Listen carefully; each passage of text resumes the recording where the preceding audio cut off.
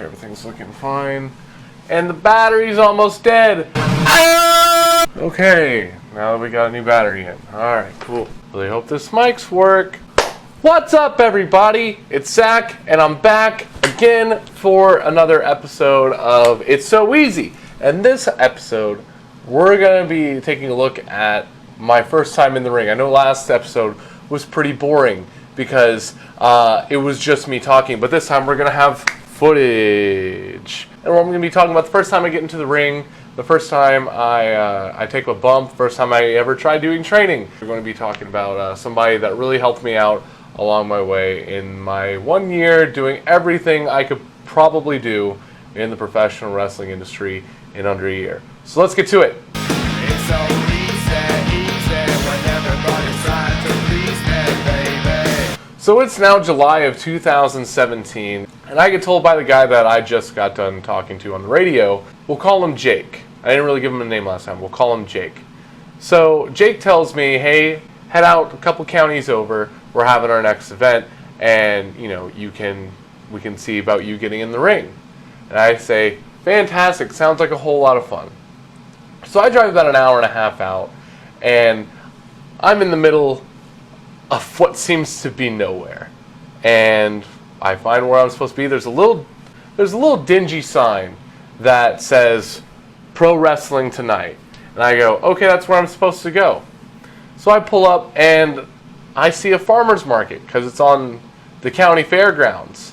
And there seems to be this farmer's market that's there. And I have no idea where I'm supposed to go. Although I do hear banging from what sounds like, from a wrestling ring. I've been to wrestling events before, and so I know what the banging of a wrestling ring sounds like. I just have no idea where it's coming from.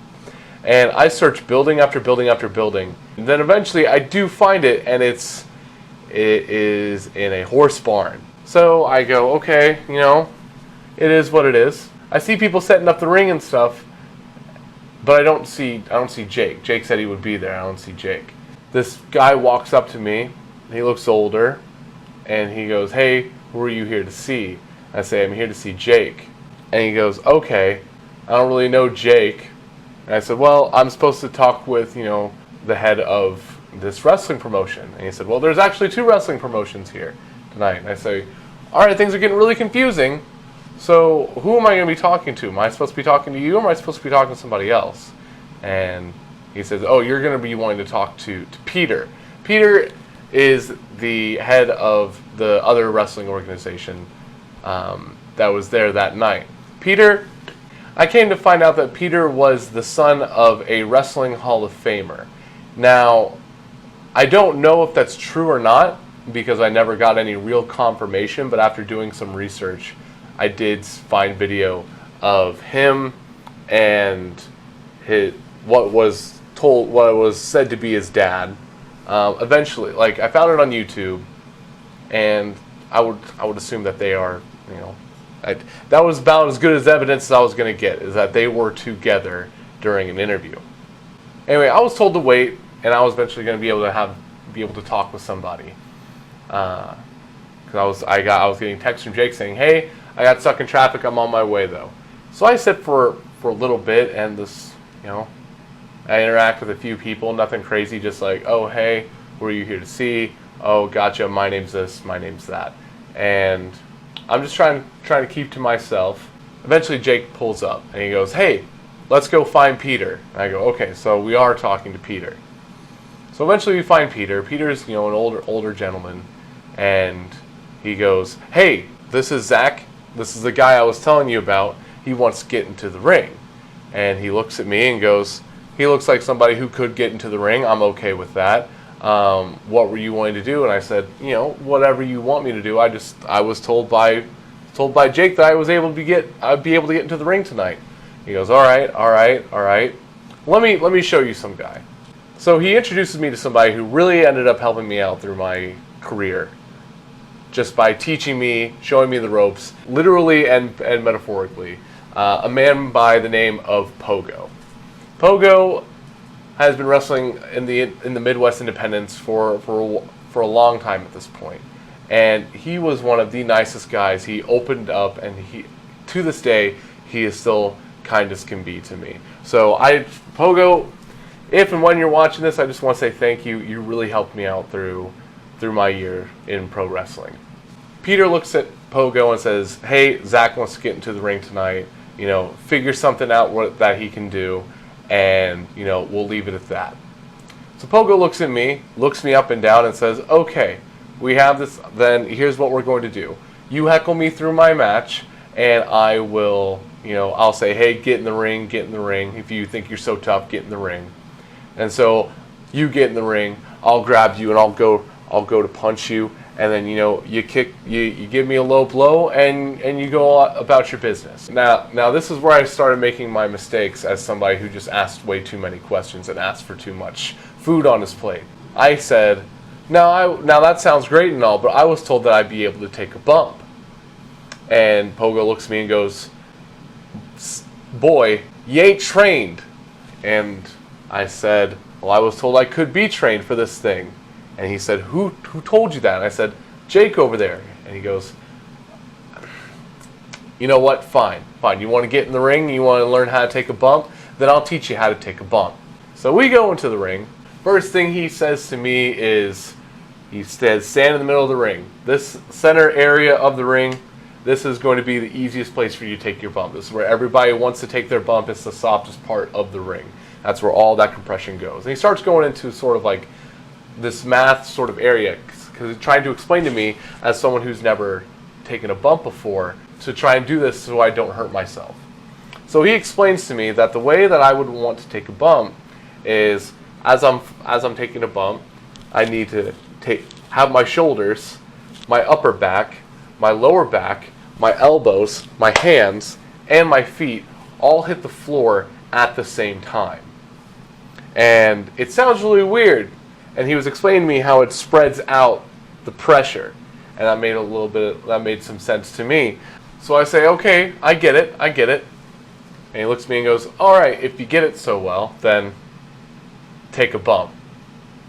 So I go, okay, do I just fall back? And he says, yeah, all you gotta do is fall back and do exactly what I told you to do. So I take my bump. And I'm not going to say it's one of the worst pains I've ever felt in my life, because I've had worse pains, but man, that was something I was not expecting. That was something that I was not expecting. I got the wind knocked out of me. He goes, you still want to take this bump? And I go, yeah, I do want to take this bump. I want to take the bump. He goes, all right, then get up and protect your head this time. One thing I did not do was I had my head, just back, and I hit the back of the canvas. And that's the thing that really knocked me loopy. I just went bop bop, and that hit my head. I did not tuck my chin. That's one thing Pogo taught me. It was like, if I'm going to do this, I need to tuck my chin. That way I don't smack my head against the back. So not only did I have to remember to tuck my chin, I had to make sure my wrists, my elbows, and my shoulders, my upper back, my lower back, and my feet all land at the same time. So a lot of things are going in through my head while I'm all trying to figure out what our plan is for the night. We take a little bit more, we do that a little bit more. He just says, keep taking your bump, take it. So I'm bumping just repeatedly over and over again. And he says, all right, now you're ready to do what we're going to do tonight. And I go, okay, what's the plan? He says, if you want to take your bump, then this is what we're going to do. I'm going to shove you down. I'm just going to keep shoving you down. You fall down like how any normal person would fall down. You just shove. And then he says, once you get back up, get in my face, push me, give me a good old push, and I'll come back and I'll hit you with the clothesline. And I go, all right, he's going to hit me with the clothesline. All right, that sounds fun. He's going to hit me with the clothesline. So we practice. I shove him, and he comes back and hits me with the clothesline. Now, one thing that he taught me with the clothesline is that when you hit somebody with the clothesline, you're going to want to have your elbow. Now, I'm trying to make sure that this lines up with the camera. Woo. You're going to want your elbow to be at like an angle, because you don't want to actually straight arm him, because you're just going to hit him in the throat. And so what you want to do is you just want to like round it out. You just want like as much as much as that area, that surface area, covered as possible. That way there's not one pressure hitting someone. So you spread it out with this, and he hits me with the chest, and you know, he goes at it. He doesn't sugarcoat it. He doesn't go, all right, buddy, here we go. He gets me. And I take my bump, and he goes, all right, we're gonna keep doing that. So he just repeatedly keeps getting me with that clothesline. And then I get up, and he goes, you want to do a power slam? And I go, you know what? I think I'm good with the clothesline. I think I'm good with that clothesline. I think I'm good there. So after that, we practiced, you know, the low blow. And it wasn't just a standard like uppercut low blow. He actually wanted me to, you know, give him a little dick kick, take him to Dick Kick City. I'm nervous. I'm nervous because I've never kicked somebody in the dick before, and not actually kicked him in the dick. And he says, "Don't worry, man. You know, just aim for my upper thigh here. Just aim for that upper thigh." We practice it, and he goes, "You know what? You got me. You know, you're getting that upper thigh. We're good to go." So we're just, we're not taking. He's not taking those bumps as much as I'm taking these bumps, which is understandable. So he goes, "All right, man. We got your idea. Let's just go on with the show." So I take my spot in the crowd since I'm going to be a stunt granny, you know. And the show goes on, and I'm just waiting for my spot to come. I'm waiting for it. I'm excited. I am stoked. I asked Jake, who's also sitting out there in the crowd. I say, "Hey, Jake, can you film this whenever it happens?" And he goes, "Absolutely." I was like, "This is something that I want to remember forever. Something I want to remember forever, because I don't know if I'm ever gonna be able to have an opportunity like this again." The matches start happening, and eventually Pogo comes out. Pogo comes out, and he's big, he's bad, he's mean, and he's a heel. Everyone's booing him, having a bad time. Like I'm just trying to get in his face. You know, I'm yelling, I'm screaming, and I'm doing all that. You know, I'm trying to do my best to try and get the crowd into it. Eventually, you know, I'm heckling him, I'm distracting him, and he's having a good match. And the spot happens. You know, I keep heckling him. He gets distracted, and he gets pinned. And he goes, you know, he gets all frustrated. He goes, "Hey man, if you're out there talking all that crap, how about you get in the ring and you show me what's up?" So I go, all right. So I go to go show him what's up. But it turns out that security did not know about this spot. What the video I'm showing you right now doesn't really give it good justice, but we're arguing back and forth, like at this border, at this gate that is the separation from the ring, from the crowd. He's arguing with me, I'm arguing with him. I'm trying to get past the gate, but there's a security guy there that is just blocking me off. He's like, "Hey, you're not getting past here, buddy. You're not getting past here." And you know, Pogo's whispering to him like, "It's part of it. This is a spot. Let him in." And they're not paying attention. He's like, "No, get back." And you'll come to find out this is not the first time I've had to deal with this. Anyway, he says, get back. Eventually, another wrestler had to come out and be like, "Hey man, this is something that needs to be taken care of." And then I slide into the ring, and I'm like, "All right, I'm ready to go. I'm here to have my moment." Pogo starts shoving me, and he's shoving me. I'm falling down on the ground. And he stands on my hair. My hair's falling on the mat, and he's standing on my hair, and it hurts. You know, leather boots hurt whenever you're standing on the hair and you can't really move. When you got long hair like me, you got long, luscious hair like me, it's hard to move, and it hurts. So eventually, he kicks me, and I get up, and I'm ready to go, and I shove him back. He gets a look on his face, and you can see it in the video. You can't see my face, but he gets a look on his face, and he just rears back, and bam! And I take that bump as bad as I could. I wanted to make sure that I really sold it. And I'm almost positive that I deliberately did not land with my elbows and my wrist and my feet and my upper back and my lower back and my shoulders all at the same time. I'm pretty sure I took a Kota Ibushi and just landed like right on my upper shoulder's neck because I really wanted to sell it. I don't know. I have to look at the video again. Could be wrong. Who knows?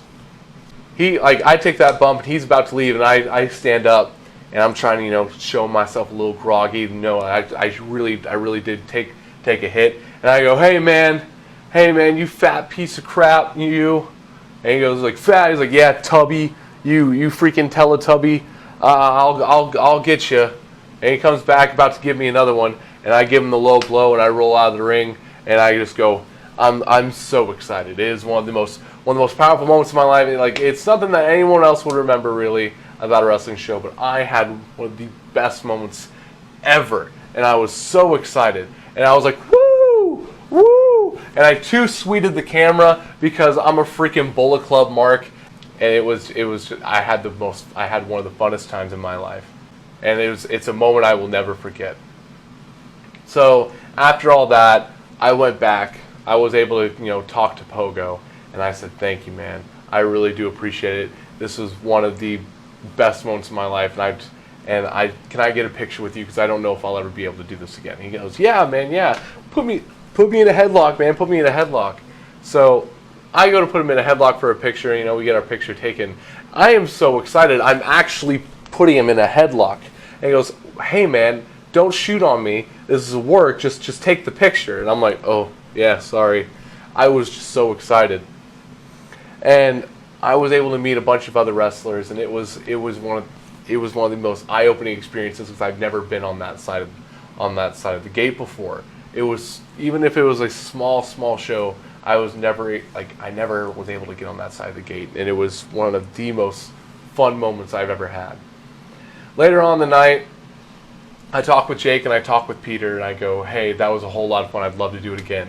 And they say, that was a whole lot of fun for us, and we'd love for you to come back. Maybe we can make a little story out of this. Who knows? And I say, hey, I will come back and I will do whatever you want to do, because I am having an absolute blast. It says, that was great to hear. And Peter goes, I hear you're part of a television station. I say, yeah, it's a small one based about a couple counties away from here. And he goes, maybe we could do something with TV. And I said, hey, that sounds like a great idea. And he says, let me try and work out some stuff, and maybe we can do some stuff for TV, because I think that'd be a fun time. And I say to myself, that sounds awesome. And then Peter goes, well, Zach, I'll see you around. And I say, see you later, Peter. See you later, Jake. I'm on my way home. And I drove an hour and a half with one of the biggest smiles on my face. And that's where I'll take a stop there, because that's essentially the end of this month's story. We'll start into the next month. The next month is when I get a little bit more into the wrestling, and I start learning to get in the ring, and I eventually have my first match, and I'm super excited about it. I've been Zach. Make sure to follow me on all of my social media. I don't know if I have that much social media, but follow me on my social media down here. And make sure you like this video, comment the video, and subscribe if you like videos similar to this one. I'll be back at some point, because I'm very bad at uploading videos on time. Anyway, have a nice day, guys. I'll see you around.